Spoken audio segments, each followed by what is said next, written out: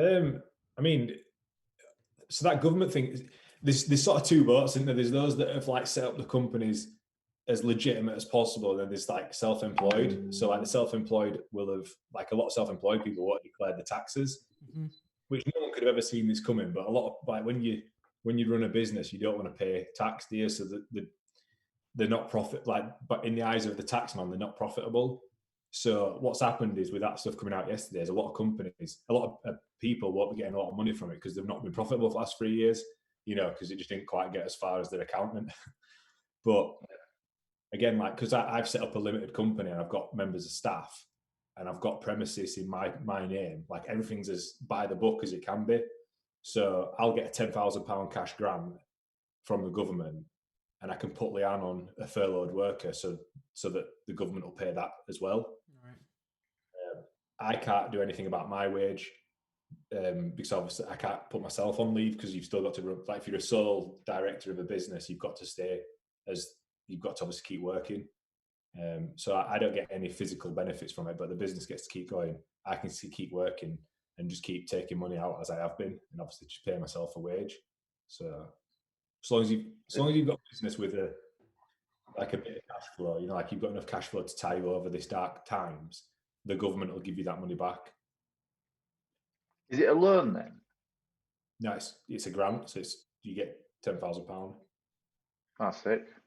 Nice. Yeah, it doesn't go very far. Like when if you look at the running costs of a business, it doesn't actually go that far. Like rent on that place that I've got is nearly £1,000. What, and they won't just like strike that off for a few months? No, because the landlord is a business owner as well, isn't he? So he's got to get his rent in to cover his costs. So it's like that chain just goes all the way to the bottom, Yeah, you're right, man. Yeah, so still got to pay rent, still got to pay all our shit, pay wages. So that 10 grand is bang on, to be fair, but it doesn't go as far as what you'd think it would. They're doing the best, aren't they? It's fucking mad times, like you say. I think they've smashed it, to be fair. Like, I think they've done really well. We're going to pay for it. Like, we're going to massively pay for it when, with taxes are going to go up substantially. It's just those that have slipped through the cracks. Like, if you'd have gone self-employed this year and you're not filed a tax return, you fucked, because you got universal credit, so you're on £94 a week. Yeah. Off. Fucking rough, that, innit? Yeah, big time. So how do you see like the whole situation then kind of playing out, Josh? With your business and with. Mate, we should be recording this. Yeah, it is. I've got it recording. No, we've not done our little fucking intro. Oh yeah, we've not done the intro. Go on, Corona part 2. Huh? What do you want to talk about? Don't mind. Anything? Conspiracy theories? No, seriously, we can talk about anything. I'll go down any rabbit hole you want, mate. Like, if you want to talk about whatever, if you wanted to know about sort of business now that's playing out in this world, and that'd be interesting, to be fair. Like, I think it's good to get people who, like, we've tried to book people that are like involved in it, like Neil yesterday, obviously similar boat as you, and then like we've got a doctor on next week and stuff like that, so try and do that sort of stuff. Be interesting. I tried to get a doctor for my LinkedIn podcast. I've been going live on LinkedIn every day, which has been going like really well. So I've been doing like my business podcast again. That's been smashing it, just because people are just sat there waiting to consume content that's not the fucking news. So yeah, exactly. So that's been pretty cool. But yeah, I'll talk. I'd love us to be able to go out on LinkedIn, man. I'd love it, because the reach on there is fucking silly, man. It's mental. Like, and that LinkedIn Live as well. Not everyone's got it. Only like certain people have been given access to it. Oh, sick. How did you get that? Then you just apply for it?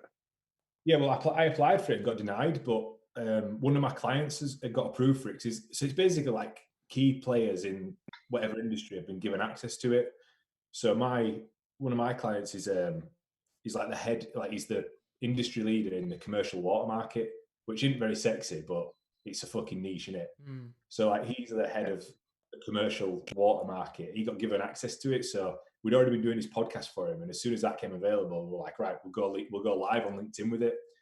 So obviously I started facilitating that through the studio. A bunch of my posts started trending on LinkedIn, and then I got approved for it.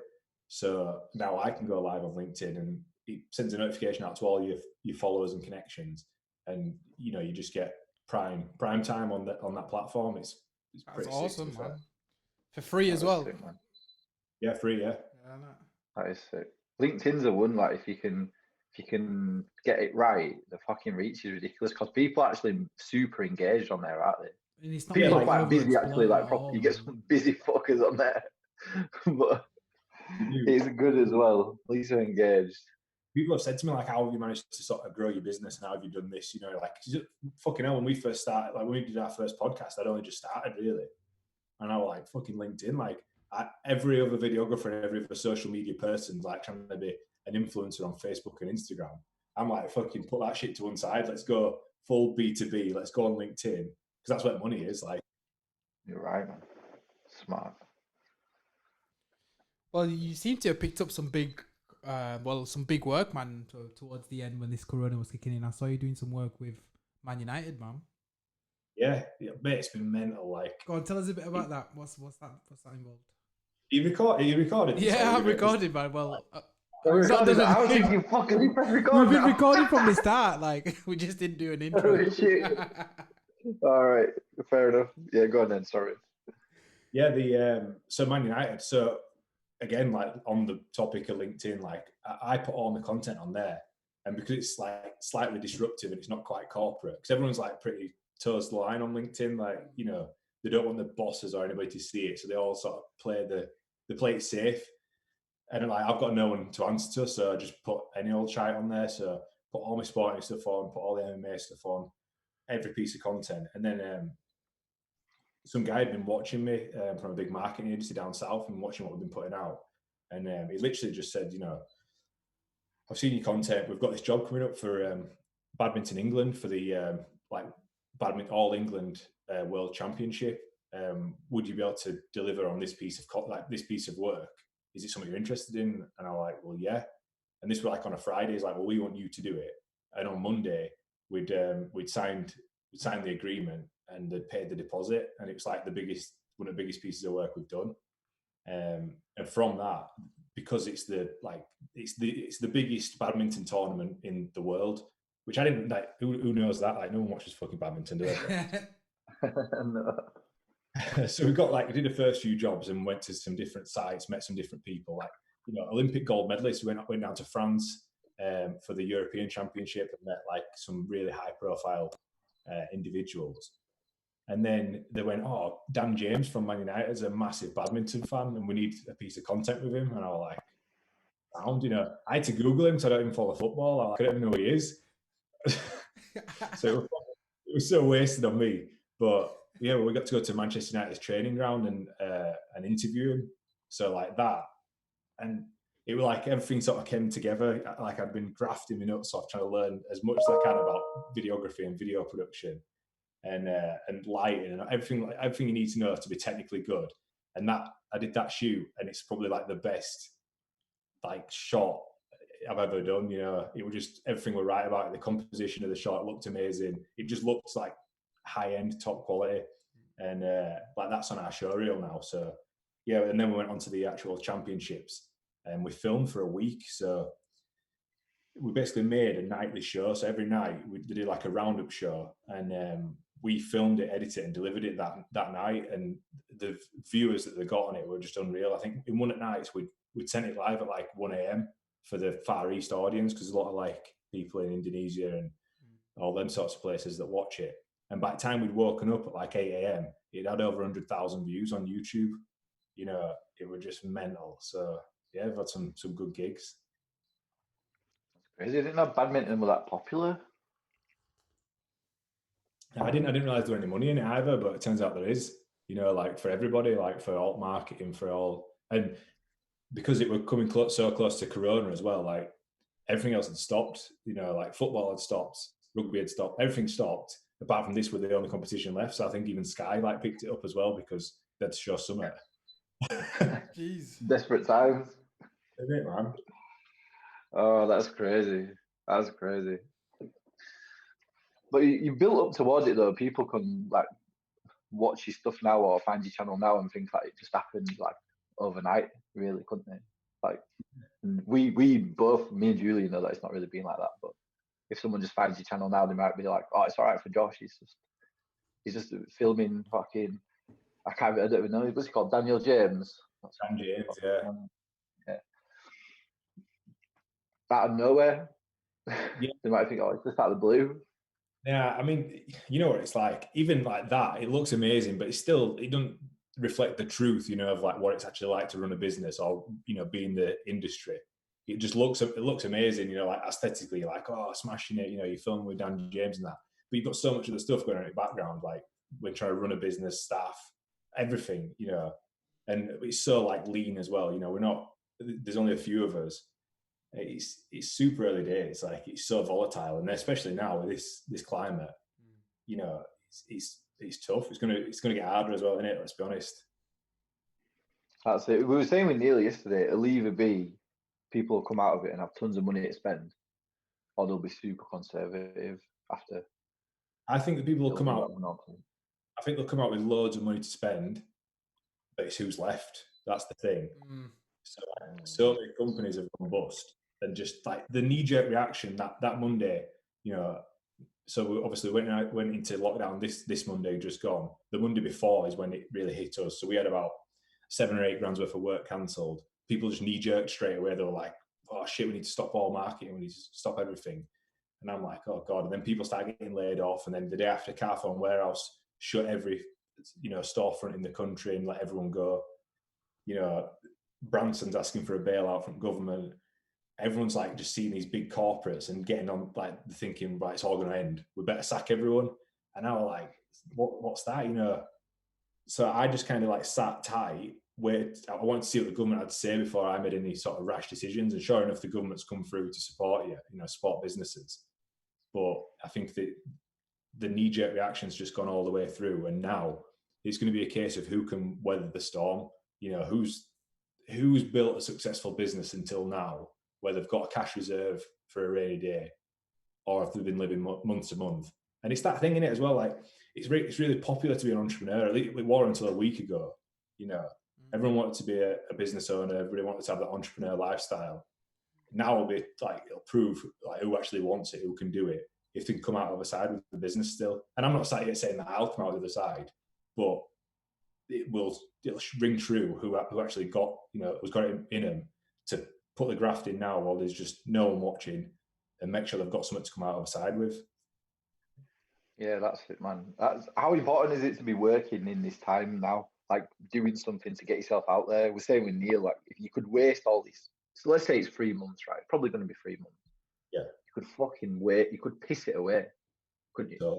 So easily.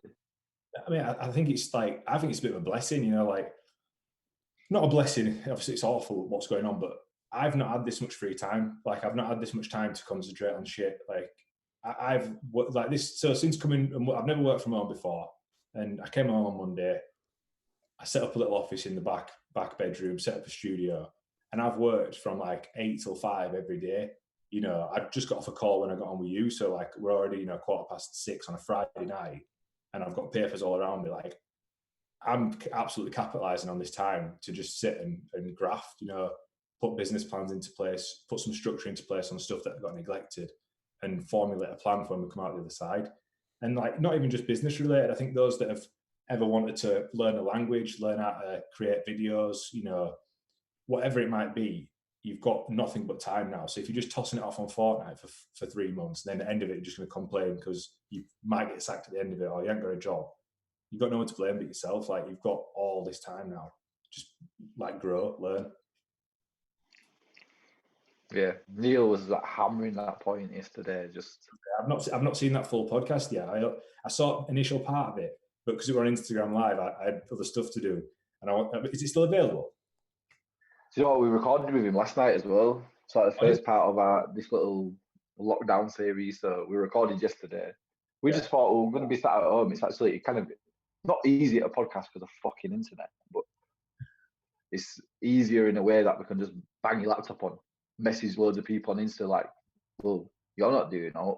Yeah. People that were too busy to come on the podcast before, trust me, they're not fucking too busy now. Isn't it, man? It's true. It's the best time. Well, it's not the best time, but it's an exciting time. You can do something with it. Yeah, I mean, what Neil's saying, obviously, don't give too much away because people have already watched it. But like, can you sort of sum it up? I'll let Julian summarize it. It was just saying basically to use this time to self-reflect. You know, what can you do? How can you come out of this like horrible situation? You know, better. Is he like alluding to this is going to show us like as people how strong we can be? You know, at the end of it. So he's a big self-reflection guy, like big time. So and he drilled that home big time on the podcast yesterday.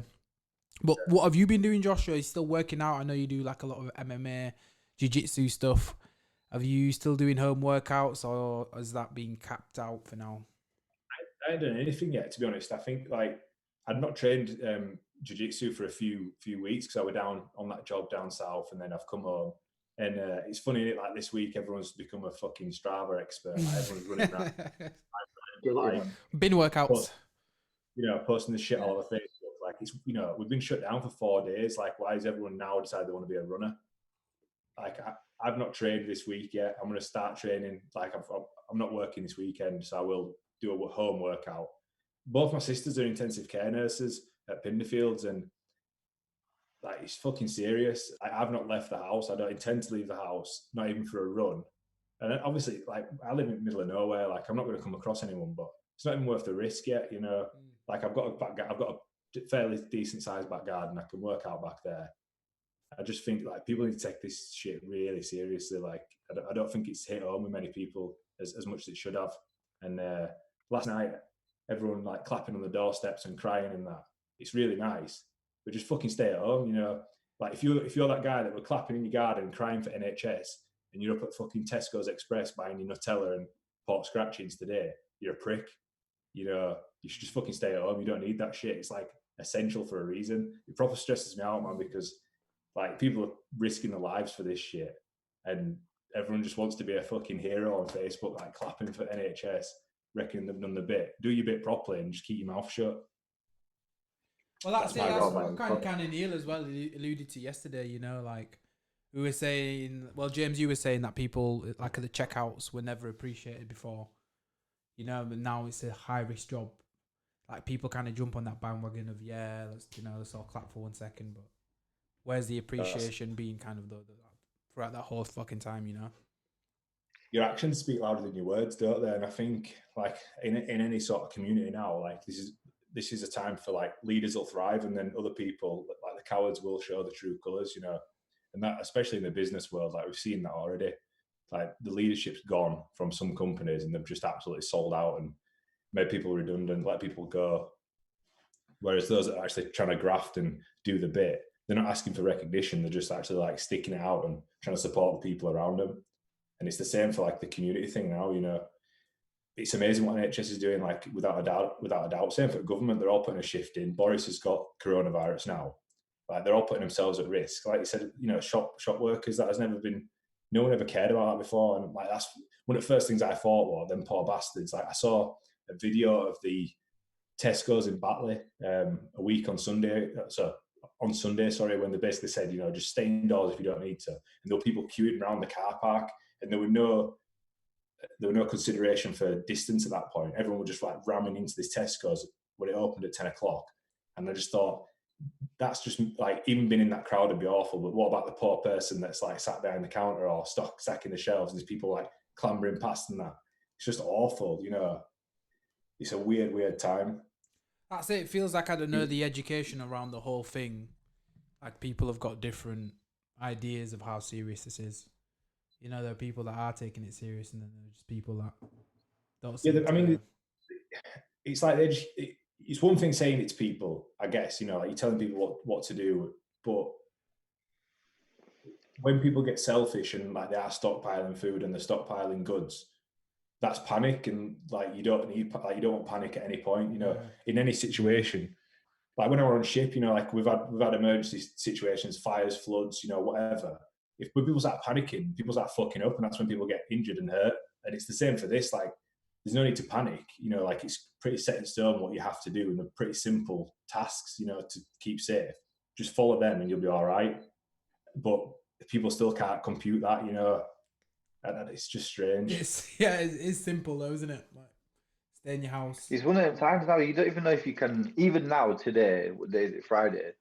You don't even know if you could go and buy toilet paper if there's not some fucking weapon who's got a house full, and then someone down the road's got like their last sheet, and and then what they have to risk going round tons of supermarkets spreading God knows what around because they can't get anything. Toilet paper, of all the things, right? Look, you're stuck in your house, right? Worst case scenario, you run out of toilet paper, you go in the shower. They've not turned hot water off. Do you know what I mean? Like, you can still wash clean, you can sleep well. Even on a food perspective, like, it's even the luxuries. If you started just cutting back on the luxuries like chocolate and all this sort of shit, you'd still survive. Like, you've still got food in your house that will keep you going. You know, if you've run out of milk, do you really need to go get some more milk straight away, or are you going to wait till you need a few more bits and bats and then make that one essential run? Yeah, exactly. Get what you need. You're good for 2 weeks. You know, that's the way I'm sort of seeing it. And you're right, man. I'm not like wasting food either. Like, we're cooking like food, sticking it in the fridge, never having them meals again. Like, I'm going to make this shit last because I do. Like, last thing I want to do is go to Tesco's or Asda. No way. We've put an order in. It took like 2 days to get through on Morrison's, and it'll be here in like 3 weeks' time. So we've got to last 3 weeks' time to get it. That's the best shout, though. I saw some fucking absolute goon coming out of One Stop today, just with a paper. Just a paper. I was like, the fucking internet is there. You can read all the news, all of it, and you've gone to buy a paper. It blew me away. It fucking blew me away. I was like, the problem is you can't battle, no matter what you tell some people, you can't battle stupidity. You can't make people not stupid. I feel like obviously most vulnerable are like the ones with underlying health conditions and the elderly, but like they don't want to, like my granddad didn't want to believe that this is even a thing. Like you'd never seen him in a Tesco before this, and now suddenly he wants to go for a walkabout and that. Stay in your fucking house. You know what I mean? Like it's not just us like younger people that are like need to answer for it. It's older folk and all. Yeah, that's it. Because I was like, oh, at first I was a bit. I'll be honest, I didn't take it that seriously. I went to the gym right up till they closed and everything. Yeah. But then I was like, fucking hell, but old people, you should definitely stay away. But I see old people in the gym. So they don't. So either they're just like, fuck it, I've had a good life, or they just think it's some sort of myth, like a conspiracy or something. I don't know. Don't get me wrong, like I were exactly the same as you. Like, you know, 2 weeks ago, I wasn't taking it as seriously at all. But as more like went into the media and, you know, it started to escalate. Like we saw what happened in Italy and in Spain. I was like, oh, it's actually really serious. And then speaking to people like my sister who's on the wards, seeing it, it's like, oh, actually, it's legit this. And sure enough, this week it's gone even worse. And now it's like fucking switch on. It's like it's as good as wartime now, isn't it? Really, like we're all up against it. It's the first time was like people of our age have ever been tested properly by anything ever, nothing even close to this. Did Neil bring any of that up? You know, like the sort of the adversity aspects. He did. I think that was soft, really. Like Joe Rogan said it the other day. He's like, we're just all a bit fucking soft, really. Well, yeah, like our generations have never known adversity. You know, obviously the last sort of real big problem we've had was like World War II. So like our grandparents still known of it, but we've never seen it. And I said it on one of my podcasts on LinkedIn, like having been to sea and having sort of had a bit of experience in the military and going to different like war zones and actual active operations, it does harden you up to the sense that stuff can go bad, but also how to react in them situations. Whereas like just general sort of your general day-to-day life, you know, going from school to uni to a job, we've never had to see anything like this. And we had it really easy as well. Like it was so easy to get stuff on tick. It was so easy to get a nice car or a watch, you know, follow that Instagram lifestyle. And it was kind of encouraged. And now when it's like literally all come crashing down and stopped, and all these, you've got all these liabilities and no money coming in. It's it's a massive problem. Like the debt that's going to be on this country, people, you know, defaulting on the credit of like cars and watches or phones. It's going to be huge and it's going to have a massive impact. And that stays on like your credit file for 6 years, I think it is. So it's a massive problem. And now I think when we come out, it's almost like an equalizer. I think we're going to come out of this with a new appreciation on life. You know, you're going to realize that the material things are as important as obviously your family, your friends, your health, and all that sort of stuff. So there's got to be a positive at the end of it. There's got to be. That's it. That's something else that we kind of touched on again with Neil, you know, with people having to, well, everyone having to spend more time by themselves. And usually time in isolation will test you, you know, if it's, a lot of people can't stand spending time by themselves. And now, you know, you can't be going out shopping, can't be doing all the things that you're usually doing at your favourite bar or whatever. You're going to be at home, do you know, with your thoughts. Well, Rogan touched on that as well, didn't he? Like he says about when he's in his like isolation tank and stuff. You know, the one that's you've got no feelings, obviously. Flotation tank, yeah. And he says, you know, you're alone with your thoughts, and a lot of people can't handle that. That's what's true, isn't it? It's weird. Yeah, well, now it is more than ever. Like, we've been at home 24/7. Well, yeah, 24/7 essentially until the next updates. Yeah. That's it. I think that's like you said. Now more than ever, people need to be doing something to, you know, to occupy the time, because the media will just scare you senseless. Like I'm sure Neil went into mental health and things like that. You know, people's anxiety is going to be through the roof, and they need to find some way to focus that energy elsewhere in the brief moments that can not be watching the news and, you know, consuming all this, because it's just taking over everything, isn't it? Yeah. That's the problem, because everyone's still the way that the news works is still people just fighting for attention. So even the headlines will be sensationalized. They'll always use like whatever the biggest spike is that day. So if there's more deaths on Friday than infections, they'll just report deaths. And then if there's more infections on Saturday than deaths, they'll just report infection. And it was like, oh, the numbers are increasing. All right, cool. But can we have it in some sort of fucking perspective at least? Yeah, you can't. They don't want to do that. I watch, like, only when I watch is like Sky News on YouTube, just because it's an easy, just little click. I can watch it, consume what I need to, and get back out again. But I can't watch it without watching 5 seconds of ads before, man. Like, the media's capitalizing on this massively. Like, they're not going to be out of pocket on back end of this. It's you need to remember that when you see headlines as well. Like, they just keep regurgitating the same old shit, you know. I think it's funny when they've done like headlines that's pretty self-explanatory, you know. For example, like the grants that they give to businesses, like it was pretty set in stone, like this is what's going to happen. Yet they can spin it in like so many different ways, and they'll get an expert on and ask for his opinion, and another expert and ask for their opinion. And it's just mad. It's like they just keep spinning it and spinning it. It's just for money, innit? They've got to just keep the storyline going. Yeah, big time. It was funny because I've seen loads of stuff. I kind of wanted to talk about it with you too, because I think it'll be funny or interesting. Is that loads of stuff has come out online about saying that, you know, Trump's always going on about, oh, it's Chinese disease or what did they, like all this stuff, yeah, China and all that stuff he was saying. Mad guy. But then when you kind of think, I saw something online and it kind of made me think, and I was like, I'm not really into conspiracies, but it got my mind going, and basically saying like, what if China did create it? What if they did just tank everyone else's economy? They got shut of it in 3 weeks. It only was isolated to one city. It didn't even make it to Shanghai or Beijing. When you say it like that, it's pretty fucking suspect, isn't it? And then they put up a hospital in 2 days, got shut of it, and that way, the rest of the world's absolutely on its ass. And they're just like, they started producing just yesterday, this week. They're back. All right, and they're not going to let anyone in the country, but they're not going to let anyone out. And for me, it's like, fuck me, what a sick plan if they pulled it off. Jules, what are you saying? Do you know what? I'll be honest, I've not been following the headlines too much, man. I've been trying to stay away from, well, not stay away from it, but not been following it that much. So I just get little updates from James, little updates from Annie, and when we speak on the podcast and to my family. So I don't know. I don't have a real... This won't be in the news though. This is like a... Oh yeah, as a side. Yeah, as a side. I don't know, man. I honestly don't know, so I can't pass comment. I don't know.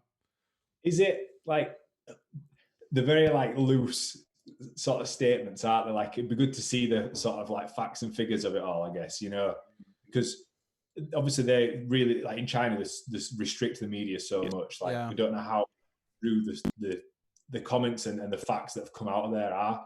You know, that in that narrative that you said, it sounds very suspect, But for me, though, like all of it sounds suspect. I don't know, like Trump, the way he acts. I don't know everything now. The way I don't know. I see the whole system, man. It all just seems like a big act. I don't know, like a film, man, like a movie, like people just acting. Exactly, yeah.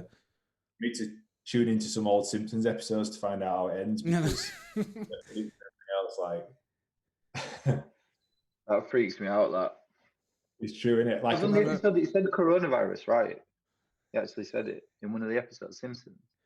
I did that in the back of the news or something. Yeah, seen it go around. Jeez. Mate, you know what else? So, did you see yesterday there were 7 Russian warships in the English Channel and the North Sea? Yeah, that fucking freaked me out. That. How scary is that? Like, there's some conspiracy. So wait until the whole world is on its ass, everyone's preoccupied, and we'll fucking take over the West. Imagine that. Putin's knocking on us door. I tell you, it's a good plan. It's a good plan. It's a sick plan. Do you know what, though? It made me wonder because Trump's so scared about the economy tanking. He wants everyone to go back to work out there. He's like, 2 weeks, you're back. Like, we're done. Like, we're going to get the economy back going. So he knows it's kind of a threat. Oh, it's tough. I mean, it's like, this is, be under no illusion. Like, we've never seen the world economy stop ever. Like, the world, not like 2008, stock markets crashed because people defaulted on the mortgages because they'd overspent everywhere. So the American economy like had a ripple effect across the world, but everything still sort of moved on. McDonald's didn't close its doors. Virgin was still flying planes. Fucking, Costa Coffee was still open. All that stopped. Like that is a massive effect. Like the global economy has never stopped. That's how serious it is. Like it's the repercussions from this are going to be fucking crazy, man. Like unimaginable. Like can you think of what it's going to be like? Let's say 2 years from now, job market wise, with so many people in the country. You want to think that like it's all going to go back to normal, but it's kind of apocalyptic the state of affairs that we're in now, because even just like the FTSE 100, like the British sort of like stock market, it dropped and crashed so much, and the government basically printed more money to boost it back up. So they did that one day. Before close of play of the stock market, it's dropped again. So they basically printed more money to put back into the system, and it had gone by end of day.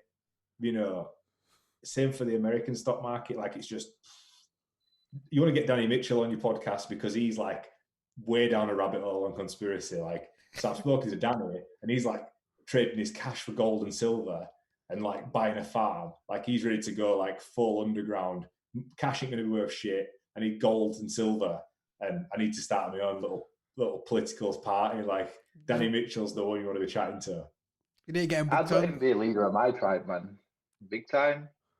With what? I'd let him be the leader of my tribe. I'll go live in his little fucking village, man. Pay him some toilet roll rent. He's going to be the king, man. He's going to have his own little clan in Thorn. He's going to have all the main fans in the UK as his henchmen. It's going to happen.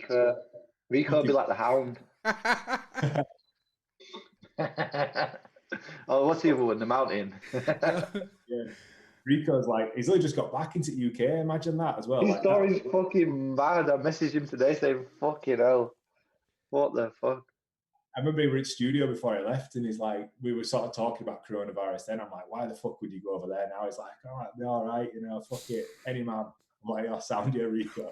He's been stuck there for a week. And he's had to speak. I dread to think how much it's cost him to get home, but he got home today. Like fucking bad. There's some states out in other countries, like people like stuck in hostels, for example. I saw some girls on news. They're stuck in a hostel in a room, and they're only allowed out. There's 4 of them in this hostel, and they're only allowed out for 1 hour a day. So they're basically in isolation. In I think they're in Philippines. Jeez. Stuck in a fucking room for 23 hours a day. Prison lockdown, man. You're gonna lose your damn mind. Might as well be in prison. There'll be prisons in England that are nicer than hostels out there, surely. Imagine being in that state, right? And then people start getting sick around you. Oh. Herd immunity, man. Just give me coronavirus and then I'll be fucking bulletproof later. Give me it now.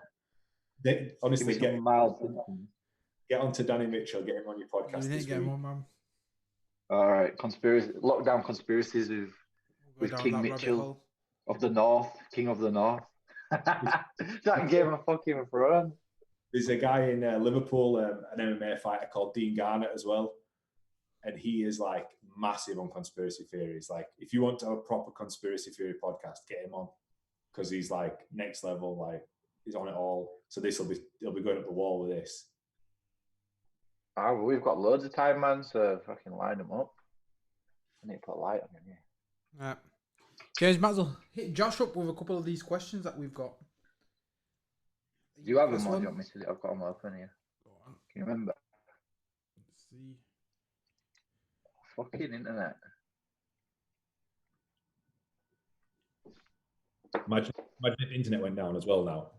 Oh man. Be like Purge, man. Was it you, James? I said, I don't know. Someone told me that in America somewhere, someone started to drive around in a truck playing like the Purge music, man. Yeah, sick bastard. Well, imagine though if that went off now. Woo! Oh shit! I'd be straight down as to me. I'd be ringing Danny Mitchell, man. You would, yeah. Everyone's going to be hiding in his little fucking castle. Right, man. Did you kick off with them questions? No. No, you did. All right. Do you want me to? All right. The first question, Josh. These are isolation-related questions. Okay. 2 people that you'd love to be in isolation with, and why? Oh, it's fun, that. I reckon Neil would be good. Just pick his brains. Because he fucking hates people, though. I think he try and fucking kill you after a bit. As a unit. Likes to be alone. He'd put you in a room. He'd be like, go to your fucking room, Josh. We got Neil. Who else we got? No, you can have him. Have him. I just fucking won. I guess maybe Branson as well. Like, that'd be a good one. Pick his brains. He's a pretty successful dude. Either him or like one of the guys that's like founded like Social Chain. You know, I think it'd be good to be Steve Bartlett or Don McGregor. Like, pick their brains. How do they scale that thing up? That's subject to the isolation only being for like a couple of weeks. If it's like a lifetime, just fucking hand me gun. I'm out. Cool. Check out. All right. You got. So if you could recommend one key book for isolation, what would it be? One ebook. One key book, not ebook. Sorry, did you key book like any book to read during this isolation time? Ebook 30-day beauty growing challenge.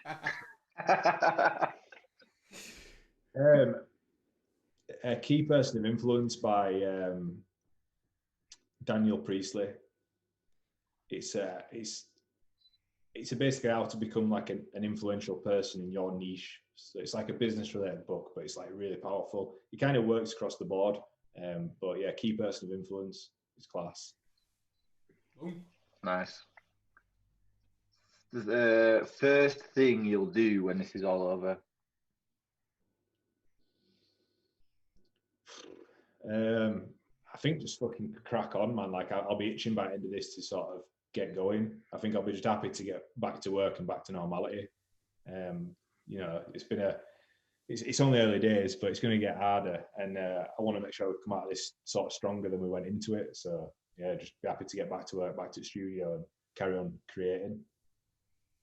Yeah, I guess you kind of answered that well for the last question, but it's one goal you want to come out with at the end of this time, end of isolation. Yeah, just be in a stronger position, like mentally, physically, and like especially from a business perspective, we've got nothing but time to sort of plan and get all those ducks in a row. I think just capitalize on this time in isolation. Like, you've got 24 hours in a day, even if you slept 8 of them, if you just even work 3 of them a day, like rather than just, you know, watching the news or playing PlayStation, just invest in your time, in yourself, like educate yourself. Yeah, and it like so simple, man. I think James is froze again, man, touching his hair. It looks like a mouse. It's like a mole. Yeah, it does. Oh, he's back. Like back. Yeah, I was saying, but yeah, with It this keeps time, man, popping like, up, man. YouTube's the one. Like, there's so much stuff on there. Like, you can just go and teach yourself and learn, especially with editing, music, anything that you want to do. Learn to play the guitar, whatever. You can go on YouTube exactly. and do it. So much out there. Like you said about editing, like I'm putting a video on my channel tonight on how you can get Final Cut Pro for free forever. So you got like a pro editing suite for Apple, and like I've put a tutorial video on how you can sort of like hack the system and get this 300 quid editing suite for free. I'll be watching that. So yeah, like learn how to edit videos, shoot videos, whatever. You know, like that's video related. Like I said, learn the guitar, learn the language. Got no but time. It makes you more valuable, doesn't it? It's like investing in yourself. Let us meet. I don't know why. The dog. Shows the dog. Get him up. What's it called? Leo. We've got a few dogs on the show now. Yeah. Show Oris him, he'll go nuts. Oris, a little snack. Big dog. Oh. You could curl it, man. Do a little home workout. Kill the dog. That's it. Like, Some curls for the girls. They're laughing using the dogs for workouts. I can't do it with that. See it when man. CrossFit. He's got like he had one of his, like, I don't know what sort of dog it was, like an Alsatian on his shoulders. He's squatting. That's one way to improvise, isn't it? Everyone's a fucking home workout. There's so many shitty challenges now as well. Mate, too many going around. I understand it. I feel sorry for like every PT because every PT is just putting out home workouts now, aren't they? Yeah. Joe, the one that's making bank in this and all, fucking the hero of the country, Joe Wicks, doing his PE. When he heard the schools were closing down, he's just really, it's getting taking it. He is like he'll have his Bentley on order now. He will be absolutely minted. His stocks have just gone up. Yeah, he's killed it, man. Killed it. Have you tried Joe Wicks? Have you done it in the morning? No, I've not yet. That's pretty hard. Yeah. It's for kids, but all people I've been on calls with at work, I just jokes around like, "Oh, you've been doing Joe Wicks?" Yeah, well, Lord, I'm knackered. It's killing people off. I'll give it a what go. I love is that all the wine's all sold out as well. As a nation, we have priorities, and they kept the off licenses open as key workers as well, which made me laugh. You've got to get your tins of sticks, haven't you? People started calling them quarantinis. I love that. Madman. Oh. Sick. So I actually wanted to ask you, it's a bit more of a serious question, but what's it like managing someone? You took on Leanne. It's like one of the first people you've managed properly in your business, I think. Yeah, if I'm wrong. And then obviously all this stuff happens. Like it must be pretty stressful to be responsible for yourself and then responsible for someone else as well. I mean, like it's not so from a management perspective, like when I were on ship, I had like a team of lads to manage. So like I've managed people before. It's been a bit weird in this sort of scenario, but again, like this, I think that's where like leadership's sort of key, because obviously my mind's going when all this happening. I'm thinking, fucking hell, it's bad. This, you know, what if we lose the business? What if we can't pay wages? What if we can't make rent? You know, we lost so much work on that Monday that it's crazy. But again, you can't really show that to your staff, you know, to the people around you. You've got to just sort of like take it in and evaluate it, and again, not make knee-jerk reactions. So like I just reassured Leanne of what was going on, that you know she'll be in a good position no matter what happens. And I just sort of wait, like I said, I waited for the government's announcements on how they're going to support businesses, and then I just kept like maintain dialogue with her, because she went on isolation a week before this happened. So she actually she's got a little son, so 18-month-old. He started coughing at nursery. That rate she were out. So I lost a member of staff a week before this happened. So that was pretty good that she went on sick and I had a week to myself watching all this pan out to sort of plan my attack, worst case scenario. So just, maintain dialogue, tell what we're going on, and it's just leadership in it. I think now you just got to look after people around you. How did you grow into leadership? Like, how did you find that? Because I think it's a step that people take in their careers that you can't really prepare for. I think is it natural, or do you learn on the job, or like can you shed a bit of light on that? I think it's a bit of both, to be honest. Like I went through my officer training with Navy, which were like it's a long program, and they teach you so much in that time about leadership and management and stuff like that. But then they did talk quite a lot about the natural leadership ability of people. So just being able to communicate, like you get tested on like your holistic skills, like how you can maintain morale in a team and how you can react to situations, so they'll put you in a bad scenario, say you're in charge, you've got to, think of a way out of it for you and your team go, basically. So there's these set scenarios when you go through your basic training that you've got to try and overcome. And I always sort of thrived with them, just sort of like thinking on my feet and trying to formulate a plan under pressure. And then having gone through emergency situations and really bad situations on ship, you realize that like I put it into perspective, like when I look back at that, like when it were like actual life or death stuff, this is fuck all, because no one's actually going to die. Like obviously people are getting sick and dying, but a decision I make whether somebody keeps a job or we lose a client or cash flow's looking a bit crap, or the business could be failing in some way, it's nothing in comparison to people actually dying or a ship setting on fire or flooding. So it's just perspective, like it always has been from day one. So I've never fucking run a business as a piece of piss, like compared to that, like absolute doddle, because no one's as bad as that. Yeah, perspective's everything, isn't it? That's it, and that makes me appreciate experience like a lot more. When you're younger, well, I used to apply for jobs and be like, oh, you need more experience in this, need more experience in that. As I've got older, I realised that experience is actually such a big thing, and obviously you being on the ship, being under those experiences, that's what's made you have the mindset that you've got now. Yeah, definitely. I think experience and like patience as well. Like I was very impatient when I was younger. Like I'm only 27 now, but I remember like I wanted everything like yesterday. Whereas now, like especially going into business and like working life like this, like no, it happens overnight. You've got to proper like be patient. And I think like obviously with all this happening over the last couple of weeks, I was patient. I didn't make any decisions. I just sat and waited and watched, and it's paid off. Whereas a lot of people made rash decisions, sacked people, let people go, cancelled on contracts, because we're in a supply chain. I've got people that are providing work for us that I've got to pay. And if I cut that off, that means that they might not eat as well. So, and it's the same for my clients. If my clients just fuck me off, then I'm bollocks. So we've got to maintain dialogue through the supply chain to make sure that everyone's getting a fair shake of the stick and no one goes bust. It's our responsibility to keep the economy going as well now. I think just being patient and maintaining a good communication with people is paid off so far. Yeah, communication is definitely key now more than get ever. Your insight. My crazy mind whilst in isolation. Mad, mate. No, it's good to speak to you guys as well. I'm glad you're doing this. Like it'll offer a lot of value to people.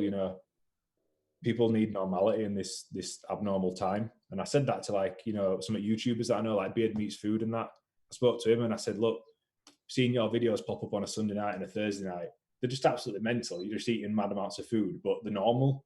We need a bit of normal, So if you can deliver, as you are delivering on podcasts for people to listen, obviously we don't want to talk as much about coronavirus. If they can just get that step out of what's going on and into something that they can consume and enjoy and then come back to reality, it's good. Like you're providing a service that's valuable. Yeah. Plus keeps his mind active. You can talk to more than obviously like call my family or friends or whatever, but this stuff, like conversations like this, keep your mind sharp, I think. So it's quite nice. Good. Boom, well that's a wrap then, boys. Josh, appreciate you coming on, man. My pleasure, lads. We'll be in touch. Maybe I was saying to Neil as well. It'd be good to get people back in a couple of weeks, and because we are going to be in this lockdown for a little while now. So touch back base and find out how you're getting on. And yeah, check back in a few weeks when I've got hair down to my ears and a beard. Yeah. Do you know I had a shave yesterday? Don't shave that hair, man. The fro's looking strong. I can tell you've been brushing it out, man. It's I looking tried nice. to, man. It wanted to look like a bum, man. Mine's getting a bit wavy now, but the front is getting fucking long. Yes. I'm gonna have to do some DIY in there. But, fuck. The worst decision I ever made was not getting a fade on Friday. The last time the barbers was open, it was a fucking rookie move. You're still looking strong there. It's looking all right, mate. You'll be all right. I might just grow it out and go a full, I don't know, Johnny Depp, Pirates of the Caribbean. Brendan Shaw, Full boys. pirate Slick back. Yeah, I'm trying to think who's got like a dreadful slick back hair. Who's the guy in? Go for like someone in Wolf of Wall Street or something. Some proper seedy, horrible banker look. Oil it back.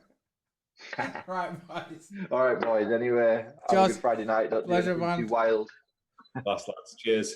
Peace out. Take care. Bye bye.